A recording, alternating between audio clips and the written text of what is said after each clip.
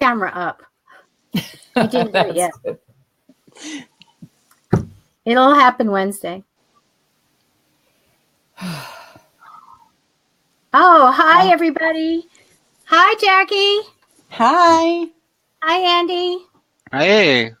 Hey, Daphne. Hello. And hi, everybody out there. We have a great show for you tonight. We're going to be talking about past lives. So always a fun subject. And our guest today is Daphne. And Daphne is an empath and a medium. I've actually worked with her at a seance, which was a lot of fun. Do you remember that, Daphne? I do. That was fun. Oh, my gosh. We got such good things in contact with a lot of people that night. That was amazing. Well, I felt amazed anyway that a lot of stuff came in for me. And we even had somebody drive a long way, a couple hours to come down to our seance. Yeah, she was somebody she knew was famous that had come. She took a picture and brought it with us. Right. That was amazing. I remember getting the little memorial thing and looking at the picture, and then all of a sudden I saw Tyler Henry sitting in front of me, and I'm getting Tyler, and she goes, that was his name. I was like, oh wow. So that was amazing night, and we can't wait to get your story about your regression in your past life. It's always fun to do that. I actually do past lives for people, and I love that it connects to something in this lifetime, because to me that's validating. But I've never been regressed for that. Have you guys, Andy or Jackie, had any past lives that you know of? No, I don't think I've even experienced anything where I was like, I felt like I'd been through this before. Right. So I actually think that most people always identify with something exotic, like Egypt. Mm-hmm. We talked about that before, but everybody thinks that they were Cleopatra or somebody. I'm like, well, there had to be some like normal people out there. The past lives I've done, I've never hit on a celebrity historical figure yet. So, but it's always exciting. Hey, Bree, hi. I know, I was going to say, Bree's by. on. Are you going out? Good to see you, Bree. Thanks for coming in. Hey, I see Cheryl too. Hi, Cheryl. Anyway, we want to dive right into talking about past lives and stories. Hi, Cheryl. And so I want to start right now with Daphne and get this, amazing regression that she was able to have. And, it's not really easy to find someone that you trust to hypnotize you and to do that. And it may be expensive too. So a lot of people, I don't think, have gone through that. So Daphne, can you tell us a little bit about what happened?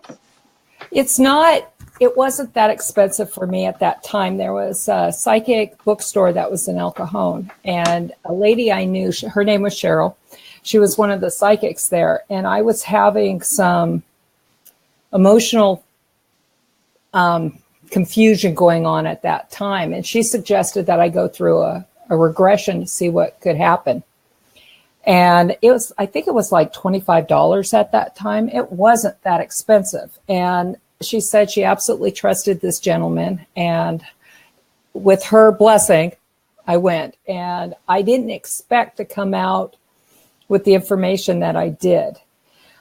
It turns out that I was a young girl that was a slave girl that was taken from Britain and brought to Italy by a Roman. And I was in charge of taking care of the family of this who bought me. And the family was really nice. They had 2 small children. And it turned out that the regression therapist asked where it was. And I, not knowing anything about Italy, because I'd never had any desire to go there, I said Compiègne. And I didn't know until later that there is a district called Compiègne. it's Campiana or something like that. And I was actually in Pompeii at that time. And I can remember walking through the streets. I remember the markets. I could smell the food. I could smell bread. They had bread hanging. So there were ropes around the bread and they were hanging up in the slots. There was different kinds of produce, from carob beans to dates, figs, lots of figs and grapes, seafood, lamb, goat. They had everything. And in this market, there were jewelry being sold. It was pretty much like you would imagine a market, but I could smell everything. I could smell meat that wasn't, you know how if you go into a store and you could smell the fish, or that's what it smelled like. That's how strong this impression was. And I remember going through, and I had a good life. I know I did, regardless of being a slave. I was treated well. And to jump ahead on the day that,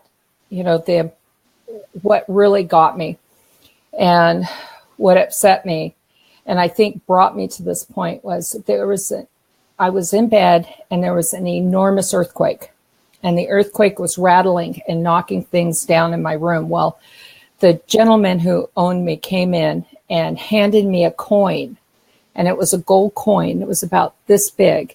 And he said, "I need you to take the children to the port. They have to go now." And I remember panicking, getting them up. I was about 14 or 15 years old. I wasn't very old. And I don't really remember, because I guess it's not that important, but I don't remember how I got them to the port. But the port, I came down, and straight, if you look to the left, you would see where the ship was. And it wasn't a very big ship. It was kind of shaped like this, and it had a mast. And I went to take the kids up the plank, and I was stopped by a soldier who wouldn't let me go. And I handed him the coin, and he put the two children on, and they were headed towards Naples. That's where they would be going. I was so upset, but the little girl and her little brother were screaming, Mael, Mael. And they were reaching out like a child would that's afraid. And at that point, even right now, I'm going to start getting emotional, because I feel like I can't protect them. And if you turned away from the ocean behind me, there were tunnels, and they were upside down U-shaped tunnels. And I remember going in, the one that I went into was the second to the left. And I went in there, and there were other people in there, mostly women and mostly children. And that's where I know I expired. I know I died in there. It wasn't until years later that I was reading something in a National Geographic, and they talked about these tunnels down by a port in Herculaneum. And they had found bodies in these tunnels. Gosh. And I got very, very emotional and started shaking. And I'm starting to feel this now.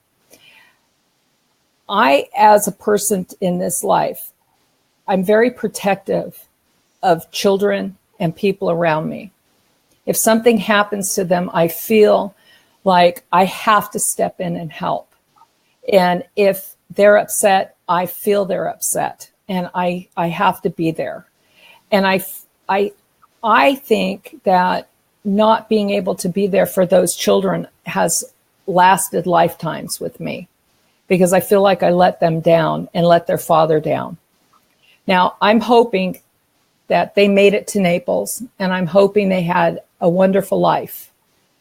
But it was an interesting experience. And for people who want to do a past life regression, I highly recommend going to somebody for the first time, because what happens is you could become overly emotional, and you need somebody there, almost like a coach, to help bring you down and calm you down and separate you from that emotion.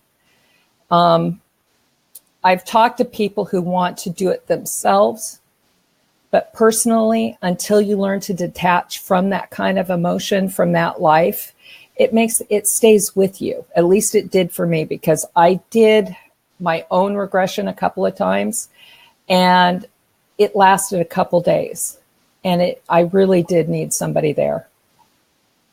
Wow. What an amazing story. Oh my gosh. Well, you're an empath, so you're going to actually pick up on that emotion anyway, you know. It's going to be really hard. Now, when I do past lives for people, I think it's such an easier way. It's not like I'm pulling something out of them, you know. I tell them the story, and then they, you know, validate that it has something to do with this lifetime. But that's got to be an easier one than, I don't think I would get hypnotized. What do you guys think? Jackie, would you get hypnotized? I'd be curious about it just to see, but I don't. I want to say I would say yes, just to, I don't know, just to experience it and see, you know, if they can write down what I'm saying or record what I'm saying, and I can't remember. Right. You know what? This is a sidebar. One thing that I've always wanted to do is to get hypnotized and do what Edgar Casey did, and see if I he's can do it. amazing.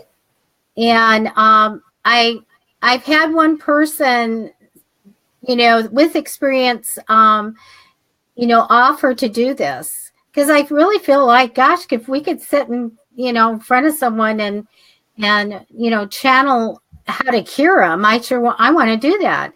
And I'm not afraid. I'm not afraid at all. If you guys read what Edgar Casey said, what it was like going up to the light, you were being pulled off by these low entities, these dark entities or low energy, trying to get you off that path going up to the light and everything.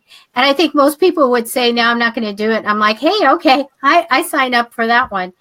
But you know, I really didn't trust the process, because one time he was laying there and somebody took a piece of paper, you know, set in on it on the session and crossed it over his body, and boop, he was gone. He was gone, I think, for 4 hours, lost up there in the astral, whatever they said. He disconnected and he had to find his way back. And I'm like, yeah, maybe I better read up on this just a little bit, you know. Yeah. But Jackie, I'll do your, you know, in a few weeks, I'll do your reading for you. Andy, what do you think? Do you want to get a reading? Do you want to get hypnotized or what? I would do both, and I do agree with Daphne on this. I myself am a very strong empath as well, and when you were sharing your experience, Daphne, you took me there, and I almost said Pompeii or the other one that Herculaneum. Yes, and you really took me there with your experience. I was hypnotized once, and that was in Las Vegas, and I was very suggestible. So I was up there doing the weird. I don't know. I wouldn't do it. I wouldn't do it in that forum again. You know what? That's show. That's for show. Right. When I went into the room, it was very quiet. It was very peaceful. I felt safe. There wasn't an audience, because for me to come out and talk about this has been kind of difficult. And lately, I have a very good friend who's also a mentor of mine who's helped me open up and explore, and Rachel. And Rachel is a very gifted medium, very gifted. And she's helped me understand things that I'm feeling, to go ahead and express them. And now I'm not afraid anymore. I am feeling a lot more open than when I used to. My husband had taken me to San Diego Museum of Natural Museum of Man. think it was one of the two. And we went in there. They had the exhibition coming in on Pompeii, and they brought artifacts from there. Going through there, the whole thing, there was a statue of a goddess, and I knew I sat or stood at her feet. I knew I had and looked up at her. The minute I saw her, I got that emotion in my gut and cold chills that ran up my spine and down my arms. I had been there. I had seen, they had loaves of bread, exactly what I had seen, that had turned into rock that they had brought. It was just amazing to be there. One of these days, I have promised myself I am going to Herculaneum and I am going to Pompeii. I want to walk the streets. I want to see what I feel. If in fact that's important, I don't know how I would react to it, but it is something that I want to go to. And I've always felt, even from the time I was a little child, that I don't belong here. I kept feeling I don't belong in this life. It just doesn't seem right to me. And I'm not sure why. I have a good life. I enjoy it.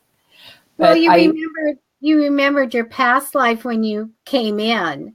And so you're like, what am I doing here? It's not as familiar as where you were just at.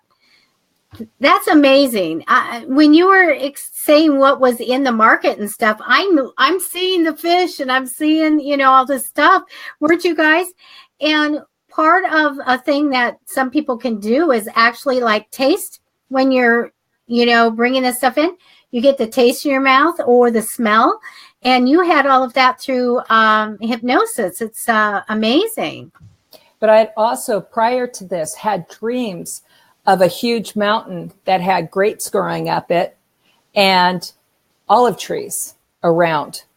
So that kind of was a memory that perhaps when I was there, I thought was unique, because if I was a Pictish girl and I came from Britain, these are produce and vines and trees that I wouldn't have seen in my homeland.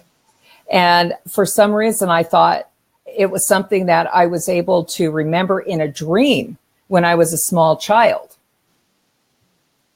It's amazing. I think that when we, especially little kids, when they can remember things and they, or names or whatever, it's just like, you've got to listen to them. If they are talking about army, or they're talking about the ocean or a country, and you go, where'd that come from? I've got to look up, I'm going to look up, there's one of my favorite reincarnation stories. I'm going to try to get the link to in a minute. But Many Lives, Many Masters. Have you guys read that? No, I have not. Okay. The best little reincarnation book ever. So you guys have to get that. It's amazing. What is it called again? Many Lives, Many Masters. So Daphne, Rachel is fantastic medium. I hope to have her on and both of you on. That would be absolutely wonderful. But when you were talking, and I'm seeing you in that other life, a great big funny kind of J came out, and then an A. So I'm like been kind of looking online to say, what kind of name had that in it, because I kind of felt like there was a J and an A, or what we would think would be a J and an A. The children were calling when I was being ushered away. They were saying Mael. And when I looked up that name, it is an ancient Pictish name. And so I never figured out, I didn't know if it was saying if they were wanting help or come back, but I realized when I wrote that down that it actually is an old Pictish name. So I believe my name was Mael. Wow. That's amazing, because you can't just pick that. You just, dream something like that. That's that real. That's amazing. I think it's fabulous. it must be feel really good though to know that you've kind of got the whole story, and then you're validated when you see the stuff, and go back and visit will be just I imagine it's going to be very moving for you, to do that too. I'm hoping that it'll put together any pieces, or maybe at that point, if I go back there, it's not going to mean as much as it does the memory of the people that were involved. I don't know. I'm anxious to find that out. Right. I'm looking up that book. There was this lady, and I hope I remember it right. She was a little girl in England, and then she told her whole family about, I was married, and this was my name, and this is the town I was in, and my kids were this. This is the lady from Ireland. Was it Ireland? I'm looking. Yes. Is it she was from England, but her past life as Jenny was in Ireland, and she had 7 children. Oh my gosh. Was that Bridie Murphy? No. I can't think of her name either, but the one... The Irish woman who U.S. housewife claimed to be in a past life. I think the book that I saw was the Bridie Murphy okay. one. I'm just looking really fast. But there's so many different... she is the Irish housewife that was reincarnated. She lived in Denver in 1956. Yeah, no, anyway, that's a different one I'm talking about. Yeah, there are so many out there, though. And the story that I read, and we'll get the link, guys, and we'll post it. She remembered all the stuff, and she got the parents to take her to the place and meet these people. And her kids were old people now. And she said to one, let's just say John, this is a tree where you fell out and broke your arm. And he's like, yes, it was. And she found the way. She knew the way to the house. So we have all these great, really facts that these people have come out with all of that. Nowadays, it's a little different, you guys. We can get on the internet, and kids could get on and make a really good story and go on Google Maps, but back then when we got those stories, you couldn't get that information. There wasn't. I think I was 22 when I was hypnotized. When I did my regression, I was 22. And that was a long time ago. And you're talking about children's experiences. My mom lived in a condo, and she was in the upstairs, and she had a patio. If anybody were to climb over, they would fall down an entire story. So my son was 2.5 years old at the time, and he went to climb up on a chair. And I said, no, don't do that. If you fall, you'll get hurt. And he looked at us and he said, like when I fell out of the apple tree. And he talked about a compound fracture. He didn't know anything like that. And he looked at my mom, and my mom looked at me, and he said, Nan, you were there. And so he remembered a past life. We don't have apple trees.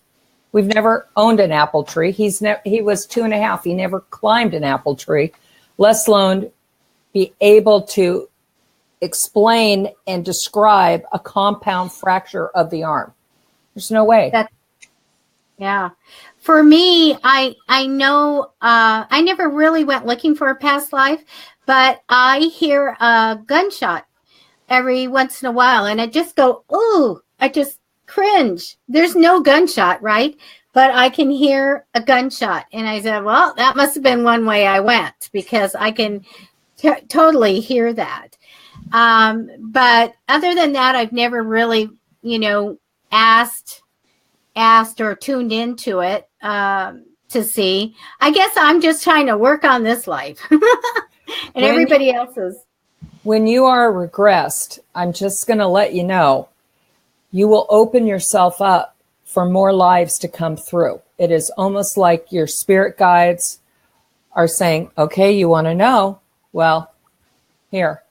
Because there were several others that I had found out about. And to me, I can differentiate between a dream and something that happened in my past because I can feel, I can taste, I get emotional. Like you were saying, I could smell things. And in a normal dream, I don't get that. I've always dreamed in color, but I don't get the same as when I've had like a past life that's happened. And so that's just one thing. When you open up to it, you may get more than what you bargained for. And so that's why. It's a no-go for me. That would be a lot to take in, to realize all the different lives and all the different things that happen. My goodness, that would be a lot, but it might explain a lot of things. Like, you guys have any affinity to anything? Like Daphne was Italy or something, or Jackie and Andy, do you feel like, oh, I always think of, this one country or something? Jackie? I just haven't had any place where I'm like, I feel like I belong here. I don't know why. Maybe it's just because I haven't really opened myself up to being like more, I don't know, maybe spiritual on that level to allow myself to think that way. Because I think lately I've been so into like finding out my roots as to like my Mexican side culture and wanting to know more about my German side of the family and stuff like that. So to me, I'm like, those two things, that's what I'm worried about right now, is finding out more about that. But Jackie, when you were little, did you ever this is what I look at is like those people that have fascination with Westerns, or fascination. My thing is that I'll watch a Ginger Rogers movie to look at the fashion. I'm just like, and I'm like, where is this coming from? But I will watch all these 1940s shows, paying attention to the plot. I am looking at what they're wearing. I am looking at what's around them. And it feels very comfortable. Yet I'm like, where did that come from? So I feel like there may have been a life there in the 1940s. And then, boy, I came right back. Andy, what about you? What do you connect with anything? Yeah, I sure do. Debbie, I kind of have the affinity for the either the 20s or the 30s for me, like the old classic Hollywood. A little bit. That could be a previous life to this one, and then also I'm very connected to. I feel like the gypsies, in some form or fashion. Maybe I've carried that along, and then it's just awakened in this lifetime, through our work that we do as psychics and mediums. Other than that, I would say for some reason I love Egypt, and I also love Italy. I've never been to either or. I love the tradition of it. But I'm not a Catholic, but I was baptized Catholic, raised Lutheran. So it's just, some of this stuff is just fascinating to me. The rituals, like being in a clergy, like the rituals, right. You are fascinated with that. So then maybe a priest or something. There you go. Yeah, I feel like I did something with that along with metaphysical. So it. Well, yeah, you read the palms in your little gypsy caravan. Right. So. See, what I read? Go ahead, Jackie. I was going to say my mom's answering my own questions. She thought I was in some kind of entertainment. It might be either because I'm really funny looking or I'm just really funny. I don't know, but I really think though maybe in my past life I might have been like a writer or something. Whether I wouldn't say like novels or books, but maybe poetry or something. Because I really am into like writing a lot. And I have like my manifesting journal, then I have like my daily journal, then I have a dream journal. So like I have lots of journals, and I've always been really good at writing like sentimental things on birthday cards, or like writing a letter to somebody. So that's one thing So it counts.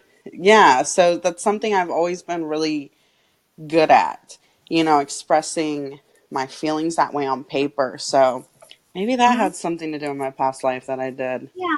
So if you have an interest or a hobby or an attraction to something, there you go. It probably came from a past life. So I just remembered, I forgot about my past life, that somebody did stop by my work once. I mean, going back decades. And he took my hand and he just said, I can do past lives. I go, okay. And he's just like, give me your hand. You want? I'm like, yeah, I forgot all about this. And so he sat there and he held my hand and he looked up in the air. And so he said, oh, I see you in Japan. And I go, are you kidding me? Because I had no connection. I absolutely, when it came to Japan, my girlfriend lived there. She came back and did her whole house that way. And I was like crossing myself. I was like, I can't stand any of your furniture. I don't know what it was. And then he said, let me look at your life, and this is what you look like, and you were wealthy, and then you died. And I go, well, what was my purpose? He goes, let me find your purpose. And he goes, got none. And I said, you mean I got a pass? That's not fair. I got a pass on that life. Does it count? But I'm going to tell you this crazy thing, guys. Even though I really, most of my life just did not like any Japanese stuff. And I don't know why it was crazy. But when I grew up, and, I'm an old lady now, I could take chopsticks and I could eat. And I knew exactly, picked them up and I knew how to use them. And I would be eating like that. And I loved rice. This was a crazy attraction to a food. And I grew up, my mother was a cook. She told me how to make rice. And here's this little kid running home. I couldn't wait to run home, get up on the chair, and I made myself a pot of rice. And it was the most bizarre thing. Did I like any Asian food? Absolutely not. But I ate rice till the cows came home. And it was the weirdest thing. And so, my family, made a little pet name to me about it. And because they never, ever saw anybody that would come home and couldn't wait to get home to make a pot of rice. Not in San Diego, California. Not in the United States. And that's talk about food. Food is a major memory trigger. And I think what my grandmother was very devout Christian, didn't believe in reincarnation, locked me in her house one time, had a friend come over, and they tried to change my mind about believing in it. I am not kidding. I called my mom. She came and got me. But my grams and I were so close. So this is a bizarre thing that happened. Mm-hmm. And she would take me to this health food store, and they had an ice cream in there that was carob honey. And when I ate it, no, I'm telling you, it was heaven. I could not get enough of it. I found out, it goes back to Pompeii, they had honey and they had carob.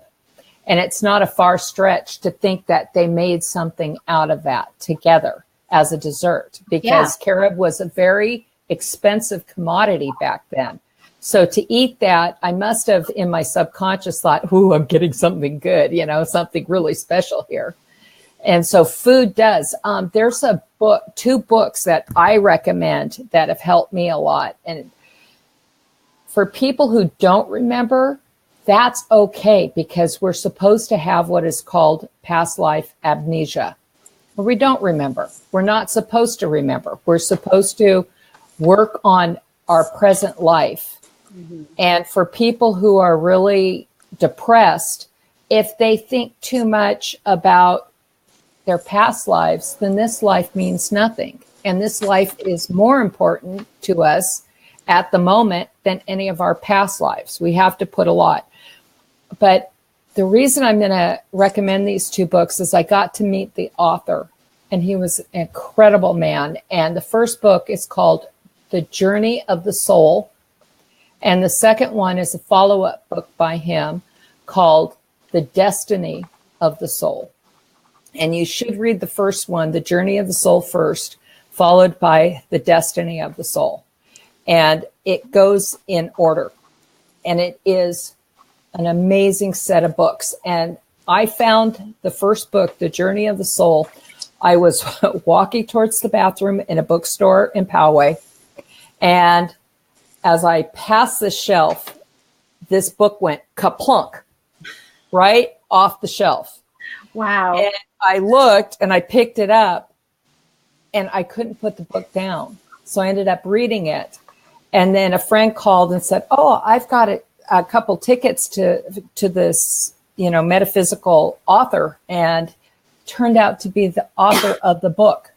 So to me, that was a loud and clear message that I needed to read that book. And then I read his follow-up. I bought it. No coincidence. No. On that one. Isn't it funny how the other side just gives us signs like, whoosh, here goes what's that? Here, let me throw it at her. I know.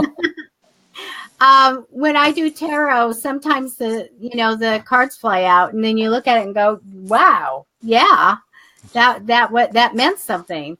So we always pick up those extra tarot cards and read them.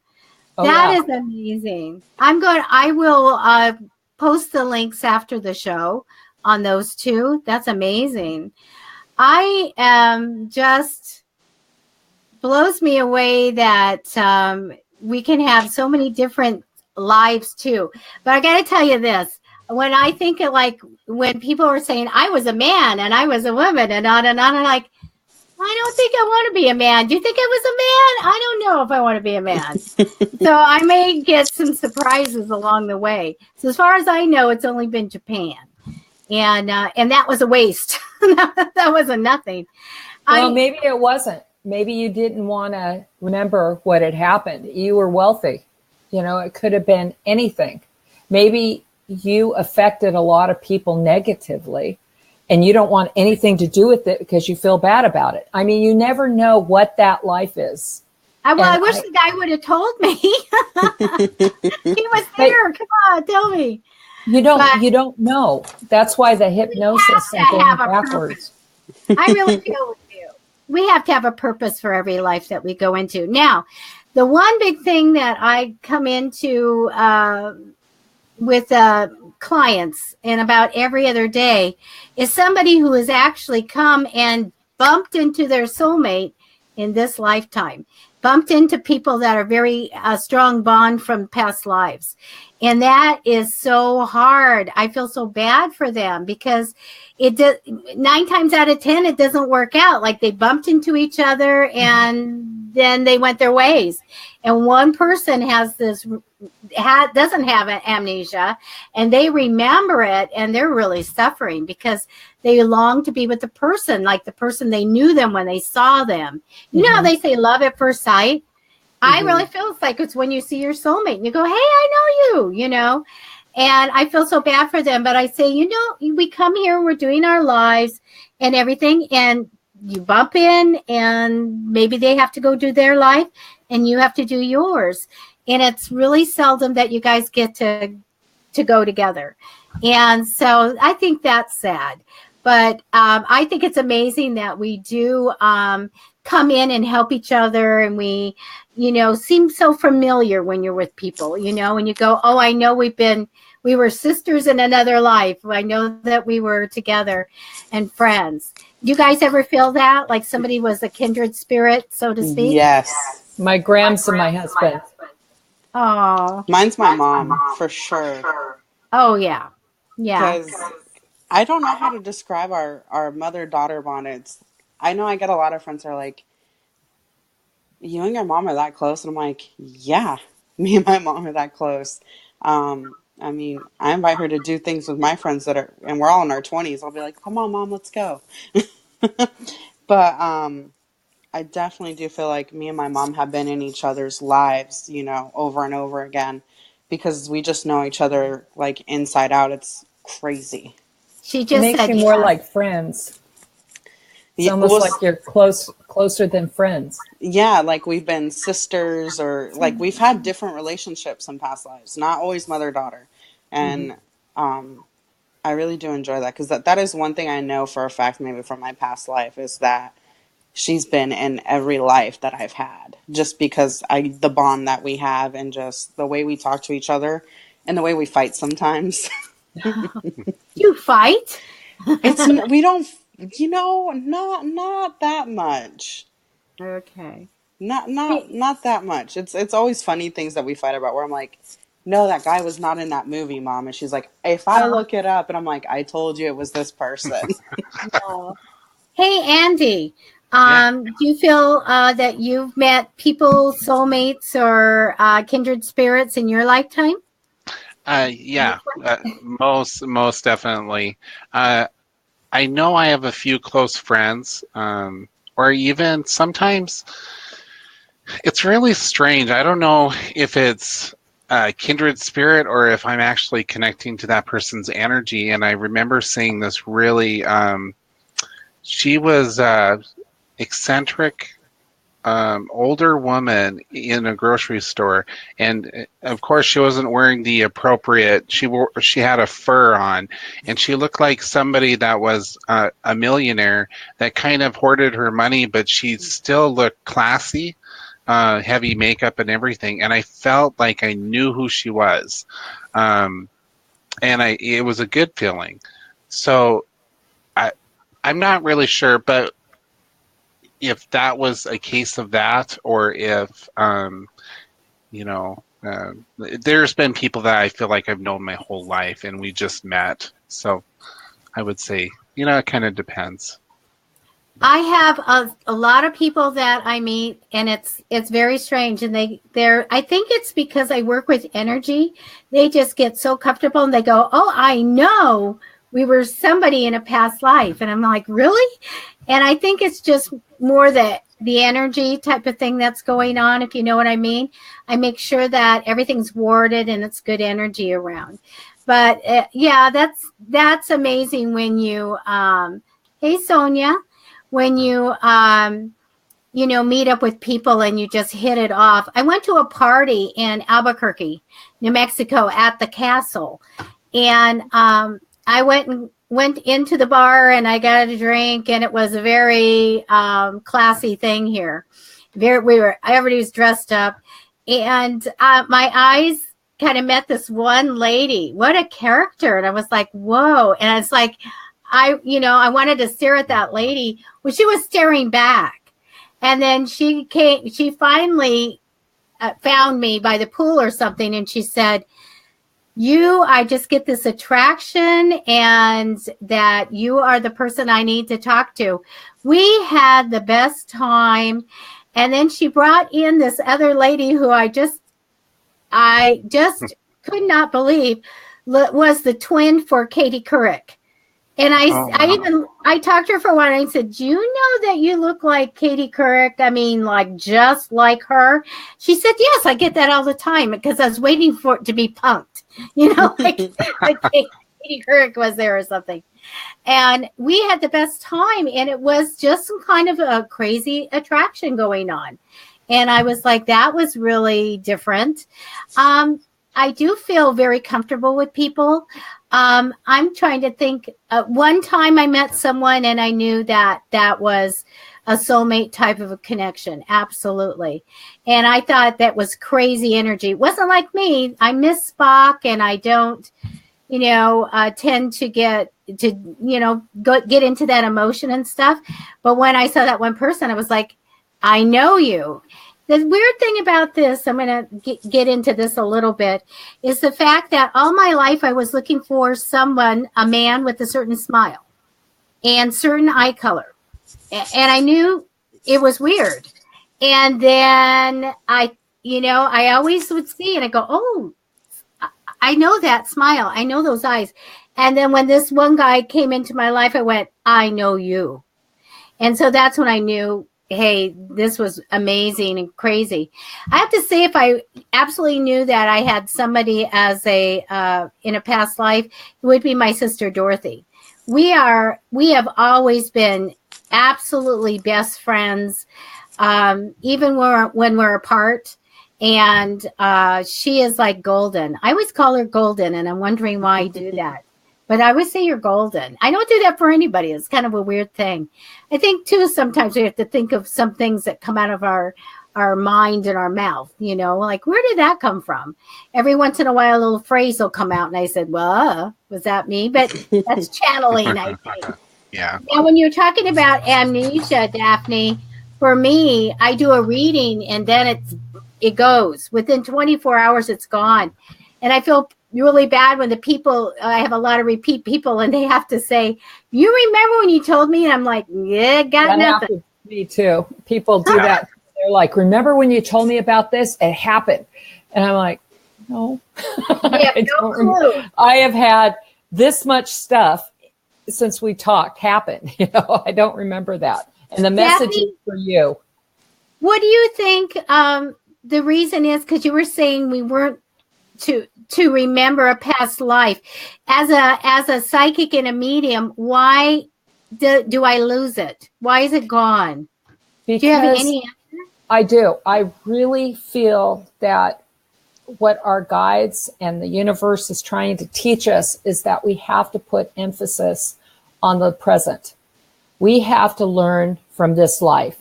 Too many people will be, it's like living the past. You don't want to do that. You want to put everything into this life. And if too many people, like when I was saying, if you're depressed and somebody knows about their past life, they'll go, screw it. I'm just going to jump, or I'm going to kill myself. I'm just going to get another life.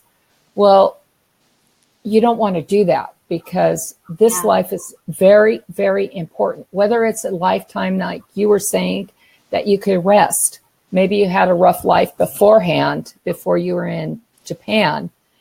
And that was a life that you were given to rest and relax and get over trauma that might have happened before.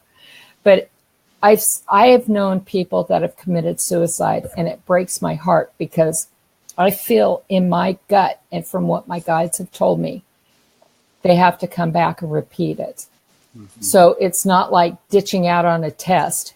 You can't go forward until you repeat exactly what your what your lesson was. How dangerous would it be to be suicidal or commit suicide and then come back in and remember some of that? If somebody committed suicide and they were saved, okay, and they didn't, maybe they had an NDE, a near-death experience. And I've read about people who have done that, and in the books I told you about, they have case studies of that, exactly that question that you have. And they knew that that was the wrong thing to do. It was not, because no matter how hard it is in this moment of time, like I said, I had a really good friend who jumped off a hotel in Mission Valley, and he couldn't get a job, and he felt like he couldn't get a break. His mom went back to his apartment, and there was a message for a job interview there. And if he had only waited, another day or a moment, or just called somebody, then his whole life would have, been a lot different. But he didn't. He jumped. Oh, that's sad. Oh my gosh. And it's heartbreaking. The saddest part of the whole thing is that he was gay, and he was afraid to bring that forward and talk to anybody about it. And that's a lesson in this life he had to learn, and he couldn't. He just lost it. And I will never forget him, and he's always in my heart. And it's just... Have you tried to go back and contact him? Have somebody contact him? To be honest, I can't go to that hotel. It's too traumatic, the thought of it. It really bothers me. There's some things that, being a psychic and being a medium, that I could handle, but when it's too close to home like that, I can't do it. I don't, honestly, in my gut, I don't think he's there. I think he went right over. I think his guides came and got him and took him, because I'm not feeling that he's earthbound. Oh, that's good. Yeah, I think he went on. Okay, that's really good. Oh my goodness. You've had some major experiences, and being an empath, that is extra hard. It's difficult when you lose anybody. It's difficult when you lose somebody that you know is going to pass. And you know, when somebody passes, and maybe you know this answer to my question that I have, or this thought. When somebody passes and we're so distraught, because of course we're going to meet them, but is there also a little bit of envy knowing that we know where they're going and what a wonderful time they're going to have when they cross over? Do you ever get anybody who feels that way? I haven't, matter of fact. I really haven't. I really feel like for a lot of people, there's still not a lot of confidence in what actually happens when you transition. You know, you get all these stories about, do you ever hear this one where they all go into a hospital and they convalesce, you know, or they go and see Jesus, different things that they do. And so I haven't really had anybody say that to me, or I haven't felt that. So when my grandmother passed, and I was right there with her, and it was hard for me. But after I left the hospital, I had this euphoric feeling. So I always feel that she was with me, letting me know, I'm fine. This is great. This is fantastic. You have no idea. That's the feeling I got. And right. I think that's what people get, is that they're so happy. They get that great energy, but not envious that they went, you know, but that they know that they're okay. A lot of times the clients just want to know, if you watch all the TV shows with all the psychics and the medium, what do they say first? I've been to see Sylvia Brown several times in her day. And if one thing, you get somebody up there and say, are they okay? Like, of course they're okay. And so, and that was just like such a relief. But I think when you're spiritual, we know that they're okay. This is a great thing for them to have a good transition and, you know, go to heaven. Yeah, that's what I was wondering, because during that process, right after she passed, my sister jumped on my case because she says, why are you so happy? And I was trying to tell her that I feel this euphoric feeling. And I wasn't sure, and that was something we talked about, if it was something like, oh, maybe you're envious because you know she's going to a wonderful, awesome place, and maybe that's the feeling. That's what I was wondering. But I think it was my grams, actually. Oh, yeah. I think you just felt her, you know, and everybody that was with her, and angels or anything, just leave that love and get that high that she, you know, of them going. And, you know, one thing that I wish I could see is when people do pass, you know, there are some people that go and they can see that the people are there and see the angels and, you know, and help like lift the body out and go. That would be amazing. Like, what was that show? Is it Ghost? Patrick Swayze and Demi. Oh, the movie? Yes. Yeah. You know, like you could just see all that stuff. That would be great. I see spirit if I asked and I want to. Then they come in. You know, so everybody's different. Like some people don't see spirits, some just see them all the time walking around. But I don't have to see them unless I bring them in. And I certainly want to do that. But when I'm around people, they pass when you're out to the bathroom, guys. What is that? You're not in the room, and you go, what do you mean they went? I've been waiting all day. And so I think that would be a blessing to be able to see if we couldn't contact on that. I saw a couple when I worked at the museum in Old Town. I saw a couple spirits in there that were very strong and showed themselves to me. And it's I don't see them all the time. And I think it's because it takes a tremendous amount of energy for them to materialize. Yeah. But like I said, I worked there for almost 2 years, and I only saw him a couple of times while I was there. Can we tell people where you worked? Oh, I don't care if you want. It's a very famous place. It's one of the haunted places in America. It's the Whaley House in San Diego, California. I've been there, not maybe 3 times. And there is a lot of people with their, their little EVP stuff and their apps and everything in there, like up in the theater. Have you guys been up in the theater? Yes. How could I say this? I'm not a fan of how they redid it. Oh. But you know what? It is part of the history of that house. I'm used to it when June Redding worked there, because I worked with June. And it was more like, when she had it set up, it was more like their personal home. And now it has the different, like the store that Thomas Whaley had, and the courtroom, and now the theater upstairs, which in fact they had. They did do that when they were low on money and were trying to make some money. They opened it up for that. But I still like the old way. It was a little more homey, more like the family. And so when I went back, and they've done a beautiful job restoring it and fixing it to that. It's just different than what I was used to. Can I ask you about the courthouse? Was it always the courthouse first, or the house first, then the courthouse? I think it was the house and then the courthouse. I think the courthouse came in. It's not the first courthouse in San Diego, however. The first courthouse was actually in Old Town. Then that was another one. And then Horton had his guys come and steal the papers to bring it into San Diego. Oh. So that. Well, Yeah. They used to hang the people, and there's a lot of people that have had very, including Daphne, that have had very frightening or paranormal experiences on the grounds and in that building. I went, but I did go with a medium that, did see some things. And without knowing the history, there was a dog running around later on. That's Dolly Barton. Dolly. Yep. Yeah. Dolly. Dog. And, I met somebody who went and stayed in it at night all by himself.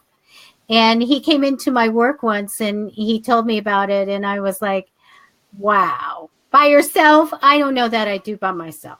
I don't know. Yeah. That the house itself was built on the original site of the gallows. And as much as everybody tries to say that the house only has good spirits, for the most part, it does.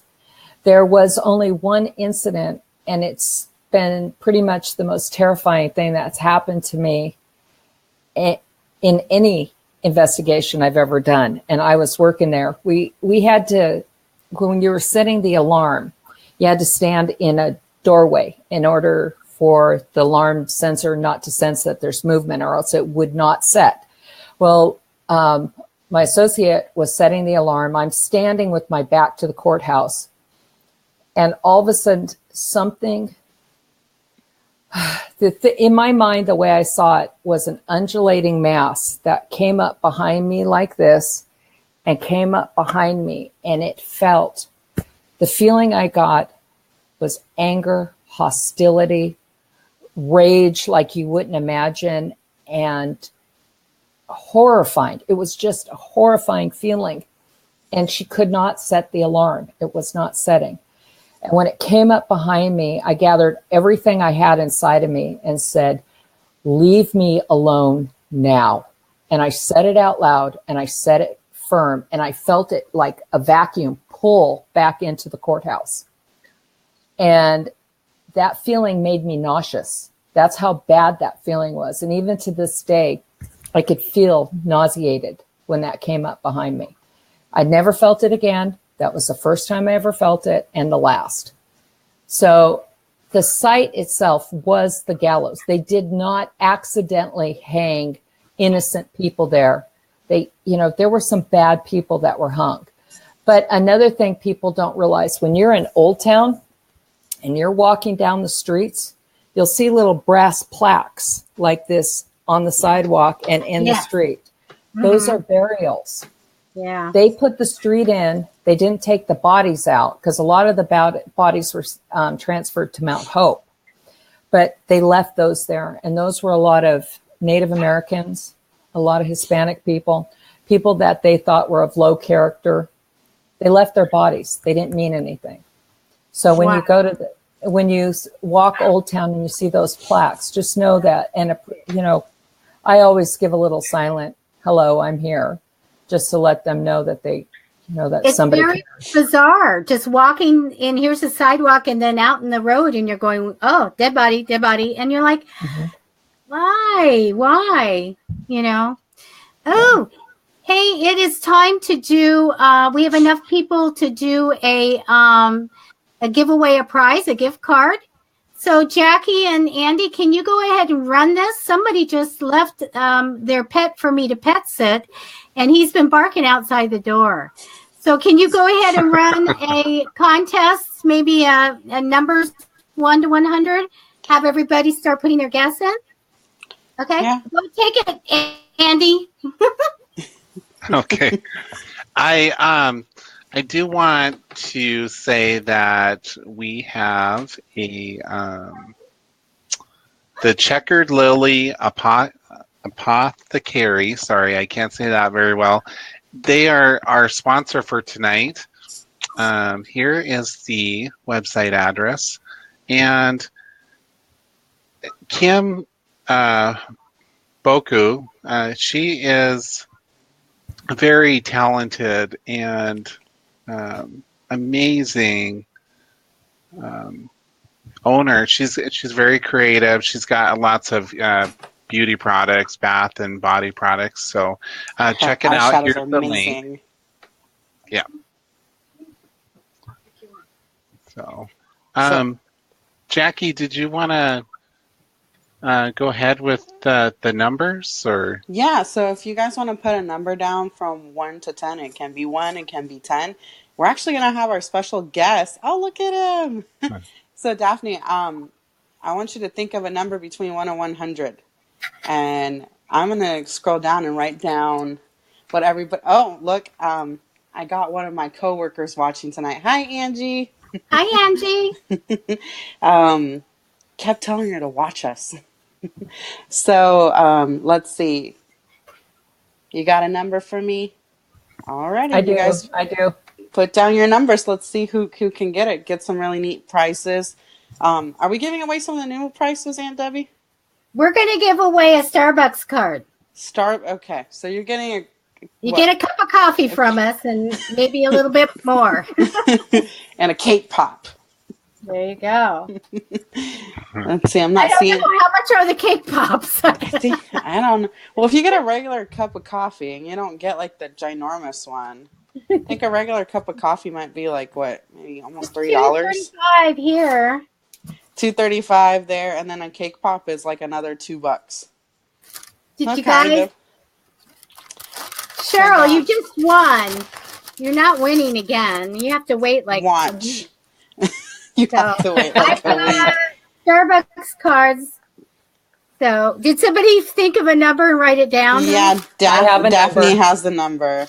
All right. So I thought, she'd be our guest. She should do the honors in picking a number. Perfect. Oh, I'm assuming a cup of coffee here is $1.95. That's what she just said. Gee. She would know. She is a barista. Oh. Sonia picked 22. Here. You can get 2 cups of coffee in San Diego. Let's see. If somebody wins, the winner, when Jackie tells you won, you private message us, Psychic Fixes, on the fan page, and we'll go ahead and I'll get it in the mail right away. I got a whole bunch. For John. What's for John? The cake pop? Or the number? I think she's trying to cheat you right now. So it's between 1 and 100, correct? Yes, ma'am. Okay, I got it. 26. Angie did 8. Okay, guys, I'm going to give another 10 seconds to put down the number, and then I'm going to scroll through. Funny thing is that I took a picture of the gift cards and put it on the thing, and I had already said, okay, the one that says California on it is going to Cheryl. And I got it in. I went and I mailed it, and I came back, and there's a comment. I love the California one. I was like, already in the mail. I am psychic, So, all right. Okay, guys, I think that's the last bit of numbers. So I wrote them all down. Oh, she said the numbers for my dad. So, so we got Cheryl with 55, Misty 44, Sonia with 22, Corey with 26, and Angie with 8. So what was your number? 43. Oh, wow. Misty All was right. the 43. closest. All right. Congratulations, Misty. Wonderful. Misty, make sure that you go ahead and private message me your address, and I will get it in the mail tomorrow. Congratulations.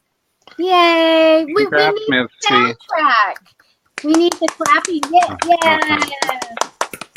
I'll do the golfer clap next time. Well, you guys, this was great talking about past lives, and I love it. Daphne, please, would you come back again? Okay, I'd love to. Thank you for inviting me. That's great. You guys are great. Yeah, thank you, Daphne. Yeah, thank you. Well, thank you for ran the joining show us. there, Daphne. Thank you so much, you guys. So we say goodbye to everybody. Woohoo, Misty said. That's right. Woohoo. We will see you, some of you maybe on Wednesday. We have YouTube live, and it's the Psychic Life, and that's the channel. Please go by and just, subscribe and like. Subscribe and like us. Yes, we'd love that. And we'll be back here also on Fridays. Now, Wednesday show is a little different. We work on our mediumship. What would you call it, Andy? Our projects and all that kind of stuff. Our daily life as a medium and psychic, any projects we're working on, just in the comfort of our own space, and bring up any questions or anything that we need to discuss, so. Yeah, instead of like having a topic like we do here, we're actually working on missing persons cases and doing readings and talking about difficulties or events or places we've been and some of the experiences. So it's a different type of show than Friday, but I think it's something that's super interesting if you really want to look into life. We're there on Wednesdays at 6:30 Pacific Standard Time, and we're here on Fridays, same time. So hope that you tune again, and we thank you so much for being here tonight and listening to us, and we're going to say goodbye now. So take care. Thank you for having me. No, thank you, Daphne. Andy, can we go to the lobby? Let's all go to the lobby. Can we go to the lobby? And get ourselves a snack. Can